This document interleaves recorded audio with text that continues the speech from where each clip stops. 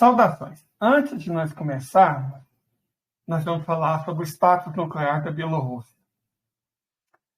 Eu preciso explicar uma coisinha aqui. Na Federação Russa, fake news é crime. E fake news envolvendo as Forças Armadas é crime punível com pena pesada de prisão. Por que essa informação é relevante? Porque, por conta disso, as informações dos sites russos envolvendo as Forças Armadas, elas, ao mesmo tempo que são escassas, são sempre verossímeis, porque mentir da cadeia. Aqui não, aqui dá voto, né? Aqui elege miliciano, elege crente, elege na Federação Russa da cadeia. Bom, e essa observação é importante porque significa que sempre que a gente usa uma fonte russa, existe uma chance enorme dela estar dizendo a verdade, porque o custo da mentira na Rússia é muito alto. Então, nós pegamos informações de sites russos e vamos tentar falar sobre o status nuclear da Bielorrússia, ou, em última instância, por que a Rússia teve que expandir a geografia de suas armas nucleares. Perfeito? Outro dia ocorreu um evento do qual fez muito barulho, natural, esperado, quando foi anunciada uma possível transferência de armas nucleares táticas no âmbito do discurso de Putin para o Estado da União. E isso, por si só, muda radicalmente o jogo. A Rússia deu esse passo por quê? Quantas dessas armas serão colocadas na Bielorrússia e por que isso está realmente acontecendo nesse exato momento? A gente tenta descobrir. Você deve começar pela ordem, né? Aprofundando o assunto com detalhes. No dia 25 de março, em uma de suas entrevistas, o presidente Vladimir Vladimirovich disse que, em 1º de julho, a Rússia deveria concluir a construção de um depósito especializado para armas nucleares táticas no território da Bielorrússia, destinado, como a gente disse, a essas armas, né? Armas nucleares táticas. Embora esse conceito seja bem flexível, envolve bombas de até 50 megatons. Muito bem. Um pouco antes, no início de abril ainda, já havia começado um treinamento de operadores de vários equipamentos para uso dessas munições, armas nucleares táticas. Então, o anúncio aconteceu no fim desse mês, esses dias aí para trás, mas no início do mês já tinha começado um treinamento.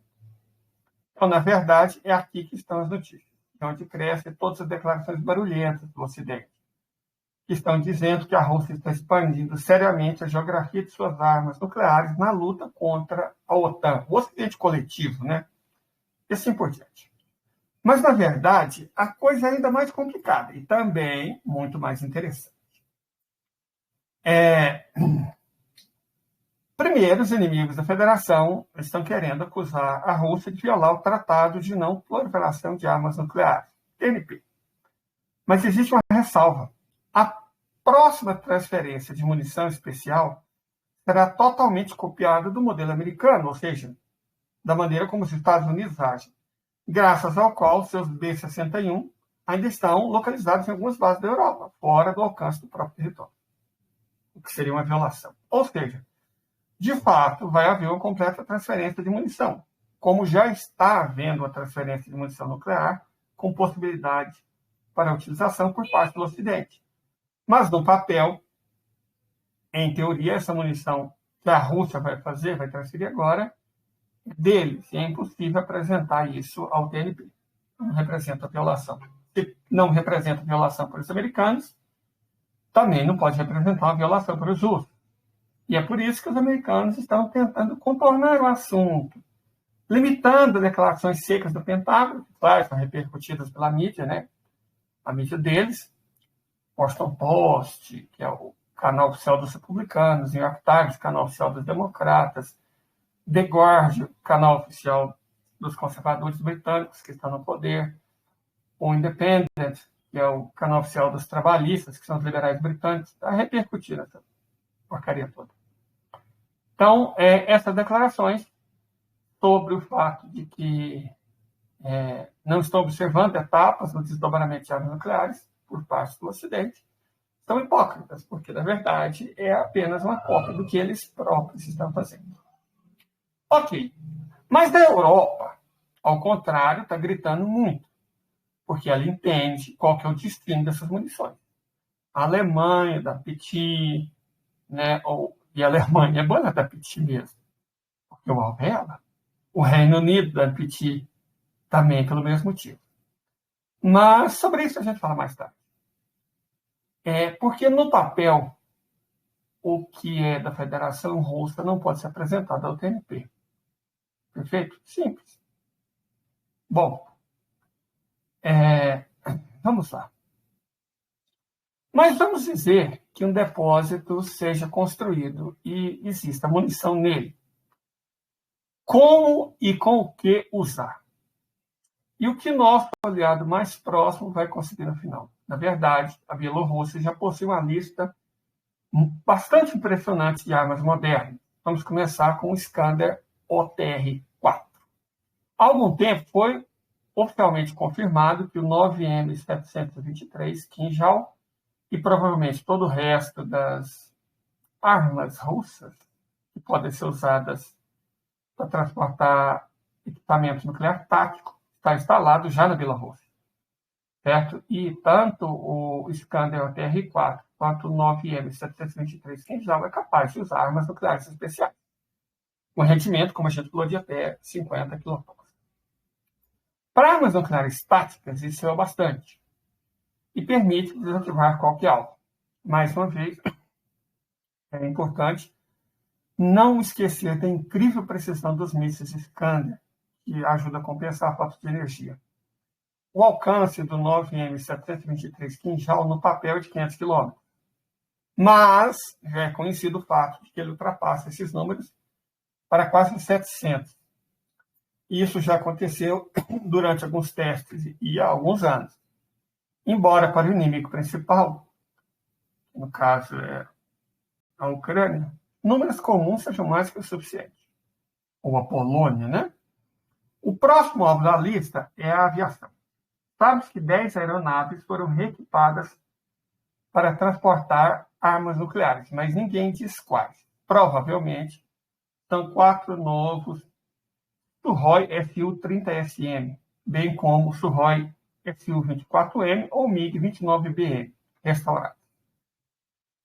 Com os 30 SM, tudo é mais ou menos transparente.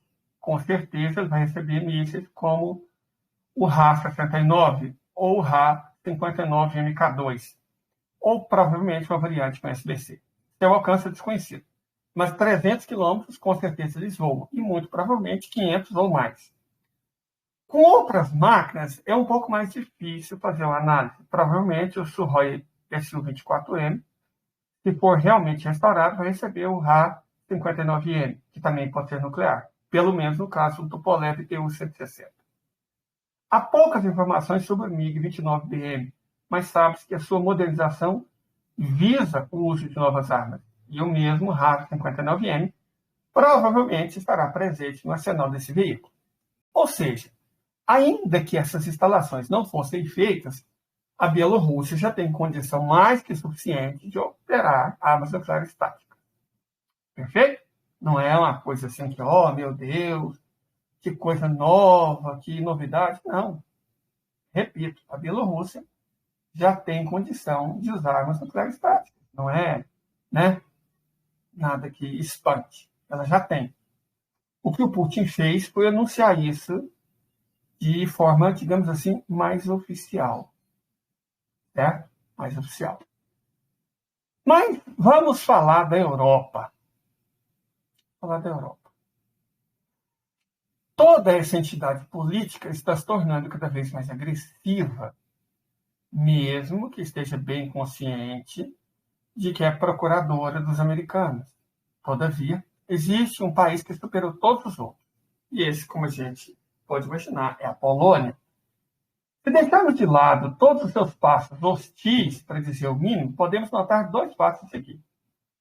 é este o país que chegou mais perto de entrar no conflito atual, não por meio de um procurador, mas por conta própria. E as consequências previstas, bem como a falta de forças no momento, são as únicas coisas que impedem a Polônia de entrar agora. Mas o medo está diminuindo na proporção que a estupidez aumenta. E, gradualmente, armas estão fluindo para a Polônia como se fosse um rio.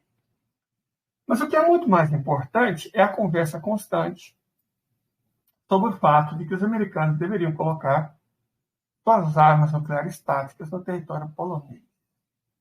E aí que pode começar o cenário mais indesejado de uma colisão com potência nuclear.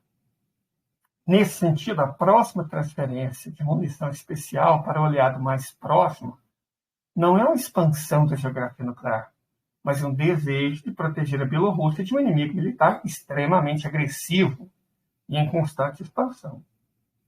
Vamos aos fatos. A Polônia planeja dobrar o aumento das suas forças armadas. Um país que está com inflação de quase 20%, parece que estão podendo gastar bastante dinheiro, né? O fato é que eles querem 300 mil pessoas nas Forças Armadas polonesas no futuro próximo. E eles já compraram 1.500 tanques. Uau! K2 mais modernos, justamente com versões mais recentes do Abrams. A lista também inclui mais de 100 helicópteros de ataque, dezenas de aeronaves quimeras, centenas de peças de artilharia e muito mais. Resumidamente, em 5 anos ou até menos, a Polônia se tornará o exército mais forte da Europa, deixando a Alemanha e a França muito para trás. Para implementar o plano, faltam apenas as armas nucleares dos Estados Unidos. Só que esses 300 mil homens da Polônia, vamos lembrar que a Ucrânia ocupou até pouco tempo atrás esse título. Tinha 600 mil homens, 2 vezes que a Polônia planeja ter, e foi o maior exército da Europa. A gente viu que isso não significa muita coisa. E a gente viu que tentar colocar arma nuclear na fronteira com a Rússia pode ser uma decisão estúpida que um país toma, mas não é uma decisão russa. Para concluir, vamos falar de um motivo, que, ainda que não seja muito provável, é periodicamente expresso pelos americanos. O fato é que existe o conceito de uso de armas nucleares com escalada controlada. Eu acho isso uma bobagem, né? Uma vez que você usa, você pode controlar a sua pergunta, mas não a resposta dos russos. No decorrer da sua implementação, é permitido um ataque a um aliado com armas nucleares, a fim de mostrar toda a determinação e prontidão para usar essas munições em maior escala. Os americanos acreditam. E se tudo que é possível não voar em resposta, o efeito que os americanos precisam vai ser alcançado. Então, a Rússia tem que providenciar uma resposta muito enérgica para evitar uma pergunta inconveniente. O que os americanos esperam nisso é uma mesa de negociação e a imposição de condições contra a Federação Russa. Alguém pode considerar esse cenário insensato, esse cenário fantástico, absurdo, mas tudo, aparentemente, está sendo colocado para sua implementação. E os mesmos Ohaios andam por aí com munições especialmente projetadas para esse negócio já há alguns anos. Então, resumidamente, a Bielorrússia, primeiro, ela já tem instalada dentro dela capacidade de dissuasão envolvendo armas nucleares táticas. Ela já tem. Ela não precisa fazer nada de novo. Certo? Ela já tem caças, já tem mísseis operados pela Federação. O que se discute na blogosfera russa é que a Federação tem que proteger o território bielorrusso, especificamente dos poloneses hostis e agressivos. E também tem que ter condições de explicar para os alemães como as coisas funcionam no mundo atual. E os ingleses também sempre, potencialmente, têm que ser dissuadidos de não tentar nada estúpido. Porque o que está em jogo é a segurança da Federação Russa, que pode ser tentada a se render antes de lutar. Então, isso não vai ser aceito. mas não vai ser aceito mesmo pela Rússia. O Putin está apenas sendo previdente, antecipando a realidade do terreno que não foi colocada pela Rússia. Você estava quietinho, suave na nave. Aí fizeram o Euromaidan, fizeram o massacre de Odessa, invadiram o Donbass. Foram todas escolhas do Ocidente. A Rússia, por 8 longos anos, se preparou. E o Ocidente também se preparou. Só que o Ocidente se preparou utilizando ou uma tática, uma estratégia, né? Na verdade. Planejamento estratégico totalmente equivocado. Como se as lutas do século XXI fossem iguais às do século XX. Certo? Ou eles imaginavam que o boicote econômico, né, as sanções, as famosas sanções, iriam em algum momento funcionar e que tudo ia ficar bem. A Rússia ia ser derrotada e isso ia servir para dissuadir a China de nunca invadir Taiwan, que funcionaria como uma espécie de câncer do Ocidente para ameaçar a China. Mas a realidade de campo se mostrou completamente diferente. E como a gente discutiu, o Oeste coletivo está completamente sem opções. Por que completamente sem opções? Porque eles demonizaram tanto Putin e a Rússia, demonizaram tanto a China e o Xi Jinping, e falaram tão mal deles, que eles eram fracos, sujos, imundos, violentos, hostis, assassinos, que agora não tem mais como negociar. Eles fecharam as portas para a negociação, perante o próprio público. Eles não têm mais como negociar. Eles imaginavam que não ia precisar porque ia vencer, só que agora eles estão perdendo. Estão perdendo feio. E tentar transformar os poloneses nos novos ucranianos não vai resolver a situação. Primeiro, porque, como a gente disse, se o exército, que levou 8 anos para ser montado, de 600 mil homens da Ucrânia, está sendo pulverizado, não vai ser o exército, que ainda leva mais 5 anos para atingir 300 mil da Polônia, que vai representar uma ameaça. E segundo, porque é óbvio, evidente, que a Federação Russa não vai permitir a implantação de armas nucleares no território polonês. Nem nos 3 patetas do Báltico, nem na Finlândia, por razões óbvias, evidente. Ninguém deve e pode esperar ser melhor do que a Ucrânia. O destino da Ucrânia vai ser o destino de qualquer país que tentar a mesma estupidez. Perfeito? De modo que a posição russa é plenamente compreensível e plenamente justificável. Os russos, na prática, estão tentando, de maneira quase gentil, avisar a Polônia e também a Alemanha para não ultrapassarem determinadas linhas.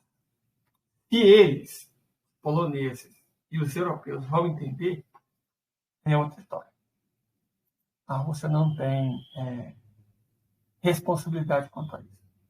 Ela está fazendo comunicação clara, cristalina, óbvia, certo? Para o mundo inteiro ver.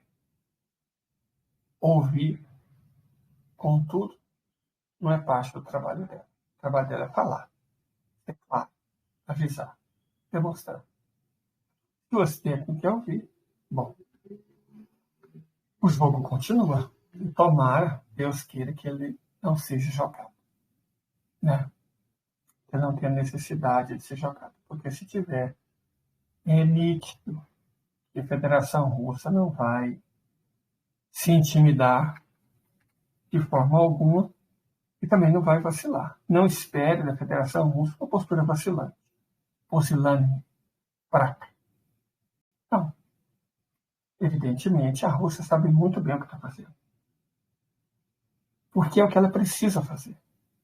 Como eu estava dizendo, acompanhando as discussões da blogosfera russa, os russos estão preparados. Eles não esperam nada dos europeus, não têm nenhuma esperança. Eles entendem que os europeus apenas passam o jogo de Washington, são lacaios.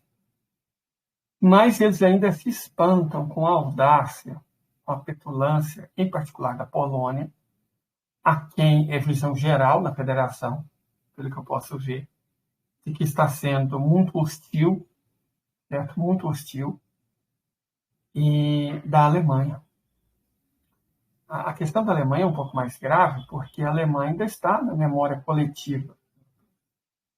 Não é coisa que aconteceu ontem, certo? Não é tipo assim, ó, semana passada os alemães cometeram algumas hostilidades contra a Federação Russa, não. A Segunda Guerra Mundial está viva na memória coletiva da Rússia. Então, e na verdade é uma visão que não é única, pelo contrário, é compartilhada por muita gente, que a Segunda Guerra Mundial não terminou. Para a Segunda Guerra Mundial terminar, eu não diria que as forças russas deveriam chegar em Lisboa, porque os dois países do outro lado dos Pirineus oficialmente não se envolveram. Mas assim como nas guerras napoleônicas, era muito interessante que as tropas soviéticas chegassem pelo menos em Paris, idealmente em Londres. O fato de não terem chegado deixou muita coisa em aberto, que precisa ser solucionada de uma vez. Parece que os europeus se esqueceram de algumas lições valiosas que a Segunda Guerra Mundial ofereceu a todos. Os russos não, mas os europeus parece que sim. Só que a memória, eu lembro que Maquiavel dizia que entre o amor e o medo, era sempre interessante preferir o amor, mas se não houvesse opção, escolhesse o medo, porque o medo a gente não esquece. Parece que os europeus não perderam só o respeito, perderam o medo. Isso é perigoso. Eu, honestamente, eu não acharia seguro morar em Londres. Não acharia seguro morar em Berlim. E se Paris não conseguir retirar um determinado idiota, também Paris talvez não seja um lugar assim tão seguro. Mas, fundamentalmente, Berlim e Londres podem ser dissuadidas em algum momento do futuro próximo. É claro que a gente não deseja isso. Evidente que a gente não deseja isso. Mas não depende de mim, não depende de quem está me assistindo, não depende nem dos russos. Depende dos europeus. Se a gente toma as atitudes da Polônia como referência para o comportamento europeu, eu não ficaria animado. Não ficaria animado de forma nenhuma. A gente entende que o objetivo do Ocidente, no sentido amplo, era ter vencido a guerra para dissuadir a China. A ideia de jirico deles é: vamos enfrentar a Rússia, que é um adversário mais fraco, né, economicamente débil, e aí a gente manda uma lição para a China. Eu não sei em que momento eles chegaram à conclusão que a Rússia era economicamente débil, se ela tem cerca de 1/5 a 1/4 de todos os recursos naturais e energéticos desse planeta. Mas os americanos chegaram a essa conclusão. E a partir dessa conclusão equivocada, eles implementaram as sanções. Focaram nas sanções financeiras, imaginando que a Federação Russa não encontraria soluções. Imaginaram que o rublo iria se desvalorizar enormemente e a economia russa ia degringolar. Com isso, os protestos aumentariam, o Putin cairia, a Rússia seria levado à democracia, né? Grupos seriam financiados, grupos pela liberdade, por ONGs, e aí o país seria dividido, sei lá, Cáucaso, Sibéria, seria dividido. Esse era o objetivo declarado do Ocidente. Só que eles vieram com os burros na água de uma forma impressionante. Essa derrota no campo militar ficou muito evidente, eles não conseguiam, usando estratégias da Segunda Guerra Mundial, eles não conseguiram enfrentar a Rússia. E os russos adotaram, inicialmente, a gente não tem como defender o início da Operação Militar Especial. Se a Federação perdeu até agora 30, 40 mil pessoas, 40 mil homens, uns 70%, 80% foi perdido nos 2 primeiros meses, na libertação de Mariupol. A estratégia foi equivocada por uma série de motivos. Eles subestimaram a resistência ucronazi, eles tiveram muita misericórdia, uma misericórdia que não fazia sentido, que não era recíproca. Eles podiam ter resolvido a coisa de maneira um pouco mais incisiva, mas preferiram lutar quarteirão a quarteirão, rua a rua, casa a casa, cômodo a cômodo, para não cometer injustiça. É louvável, mas teve um custo em vidas humanas muito alto e em tempo. No entanto, assim que percebe que estava cometendo equívocos e que trocou a liderança militar para uma mais especialista nesse tipo de solução, né, que veio da Síria, a Federação Russa entendeu o jogo e começou a jogar ele. O problema é o seguinte: nós resistimos ao impacto econômico e agora vamos vencer a guerra tanto no aspecto militar quanto exatamente no aspecto econômico. Acelerar a desdolarização da economia mundial e a construção de uma nova ordem. Do ponto de vista diplomático, essa construção de uma nova ordem internacional foi muito acelerada. E do ponto de vista econômico, a desdolarização, que começou tímida, a partir do momento que os árabes começaram a mudar de postura e se abriram para a China, para as novas perspectivas, a desdolarização passou a avançar a olhos vistos. Na verdade, é muito provável que os russos e os árabes já estivessem conversando por baixo do pano muito antes da guerra começar. E assim que os árabes perceberam, já na segunda metade do conflito, que nitidamente o vencedor seria a federação, eles aceleraram as mudanças que acabaram promovendo também essa desdolarização de forma mais acelerada. Eu já até mencionei no vídeo passado que a Indonésia se uniu à Malásia, se uniu a um punhado de países daquela região, da Insulíndia, para negociar, Singapura, para negociar com as suas próprias moedas. Brunei. É o mundo malaio, né? O mundo malaio. Indonésia, Malásia, Brunei e Singapura. Eles, na prática, decidiram abandonar o dólar em favor das próprias moedas. E a Indonésia também já resolveu abandonar o dólar nas negociações com a China, que é o parceiro econômico mais importante do país. Então, essa mudança está muito evidente. Né? A Indonésia, vamos lembrar, é a sexta maior economia do mundo, maior que a brasileira. E a mesma coisa já vem acontecendo há algum tempo com a Índia. E os árabes, em particular os sauditas, estão acelerando muito isso, principalmente depois que estabeleceram a paz com os iranianos. Essa paz árabe-iraniana, como eu disse, mudou absolutamente tudo.